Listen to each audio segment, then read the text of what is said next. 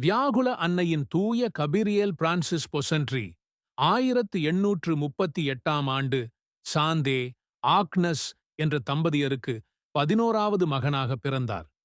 விளையும் பயிர் முளையிலே தெரியும் என்பதைப் போல் பிரான்சிஸ் பொசன்ட்ரி சிறுவயதிலேயே பக்தியில், அதிலும் குறிப்பாக வியாகுல அன்னையிடம் அளவு கடந்த பக்தி கொண்டு விளங்கினார். இப்படி அவர் வியாகுல அன்னையிடம் மிகுந்த பக்தி கொண்டு ஜெபிக்கின்ற போதுதான் அன்னை மரியா அவருக்குத் தோன்றி அவரை இறைப்பணி செய்ய அழைத்தார். உடனே அவர் தன் சொந்த பந்தங்கள், சொத்து சுகங்கள் அனைத்தையும் துறந்துவிட்டு திருப்பாடுகளின் சபையில் சேர்ந்து உன்னதத் துறவியாக விளங்கி வந்தார்.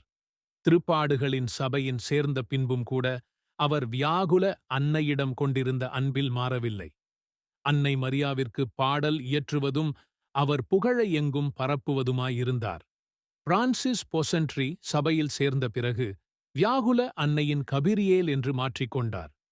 பிரான்சிஸ் பொசன்ட்ரி அடிக்கடி சொல்லக்கூடிய வார்த்தைகள், அன்னை மரியாவிடம் நம்பிக்கை கொண்டு வாழ்வோருக்கு அன்னை ஏராளமான நன்மைகள் செய்வார் என்பதாகும்.